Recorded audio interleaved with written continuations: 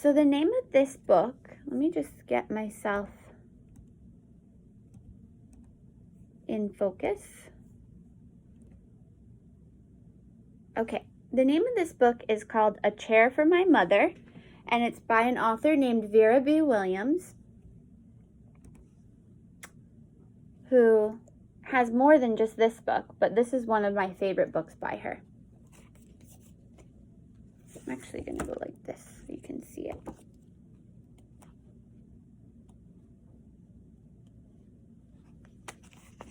Okay, just going to show the picture first before I read the words. My mother works as a waitress in the Blue Tile Diner. After school sometimes, I go to meet her there. Then, her boss, Josephine, gives me a job too. I wash the salts and peppers and fill the ketchups. One time, I peeled all the onions for onion soup. When I finish, Josephine says, "Good work, honey," and pays me. Every time, I put half of my money into the jar. Has little pictures at the bottom.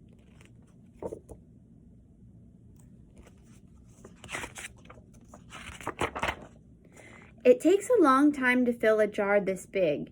Every day when my mother comes home from work, I take down the jar. My mama empties all her change from tips out of her purse for me to count. Then we push all of the coins into the jar. Sometimes my mama is laughing when she comes home from work. Sometimes she's so tired she falls asleep while I count the money into piles. Some days she has lots of tips. Some days she only has a little. Then she looks worried. But each evening, every single shiny coin goes into the jar.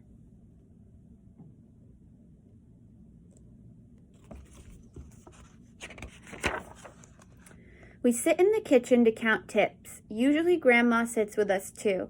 While we count, she likes to hum. Often she has money in her old leather wallet for us.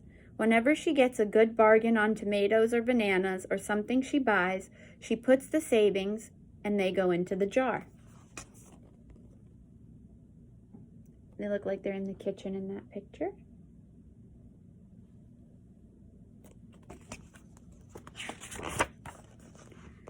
When we can't get another single coin into the jar, we are going to take out all the money and go buy a chair. Yes, a chair, a wonderful, beautiful, fat, soft armchair. We will get one covered in velvet with roses all over it. We're going to get the best chair in the whole world. That's because our chairs burned up. There was a big fire in our other house. All our chairs burned. So did our sofa, so did everything else. That wasn't such a long time ago.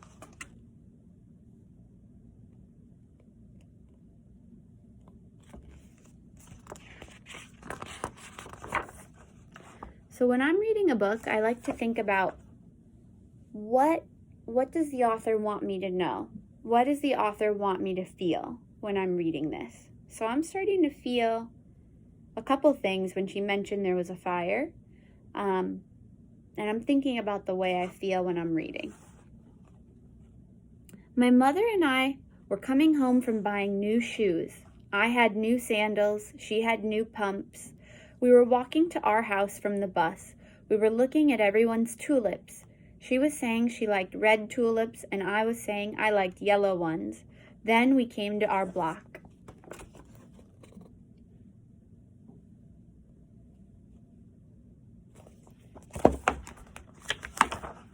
Right outside our house stood two big fire engines.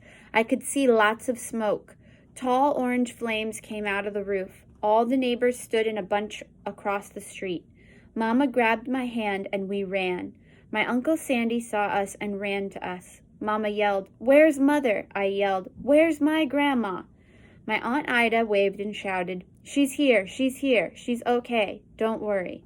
Grandma was all right. Our cat was safe too, though it took a while to find her. But everything else in our house was spoiled.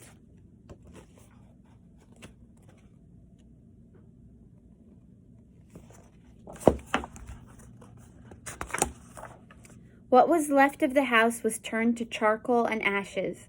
We went to stay with my mother's sister, Aunt Ida, and Uncle Sandy. Then we were able to move into an apartment downstairs. We painted the walls yellow, the floors were shiny, but the rooms were very empty. So look at the way the artist drew their apartment. Look at the colors that the artist used, and that's to help us to feel the emotion of what they were feeling. Compared with this page, which is a little different, right? The first day we moved in, the neighbors brought pizza and cake and ice cream. They brought a lot of other things too. The family across the street brought a table and 3 kitchen chairs. The very old man next door gave us a bed from when his children were little. My other grandpa brought us this beautiful rug. My mother's other sister, Sally, had made us red and white curtains. Mama's boss, Josephine, brought pots and pans, silverware, and dishes. My cousin brought me her own stuffed bear. Everyone clapped when my grandma made a speech. "You are all the kindest people," she said, "and we thank you very, very much. It's lucky we're young and we can start over."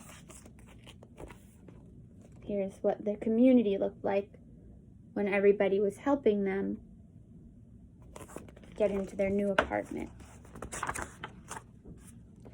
That was last year, but we still have no sofa and no big chairs.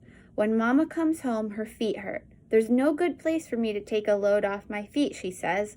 When Grandma wants to sit back and hum and cut up potatoes, she has to get as comfortable as she can at a hard kitchen table chair.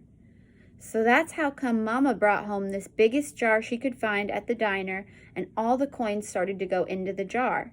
Now the jar is too heavy for me to lift down. Uncle Sandy gave me a quarter. He had to boost me up so I could put it in.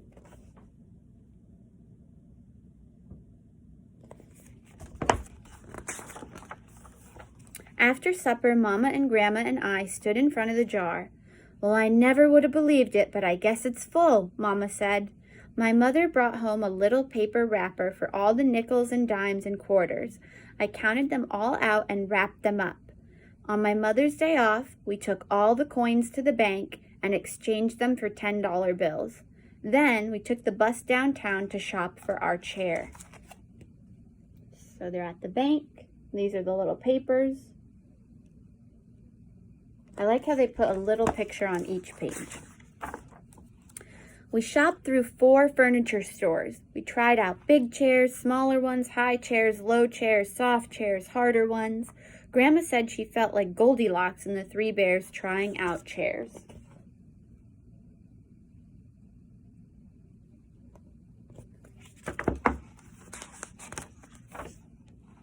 Finally, we found the chair we were all dreaming of, and the money in the jar was enough to pay for it.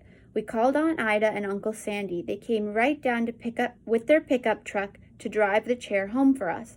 They knew we couldn't wait for it to be delivered.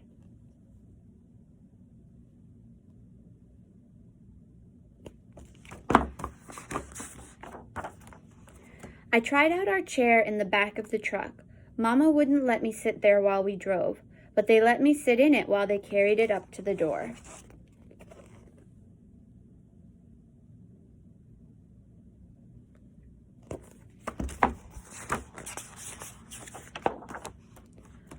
We set the chair right beside the window with the red and white curtains. Grandma and Mama and I all sat in it while Aunt Ida took our picture. Now Grandma sits in it and talks with people going by in the daytime. Mama sits down and watches the news on TV when she comes home from her job. After supper, I sit with her, and she can reach right up and turn off the light if I fall asleep in her lap.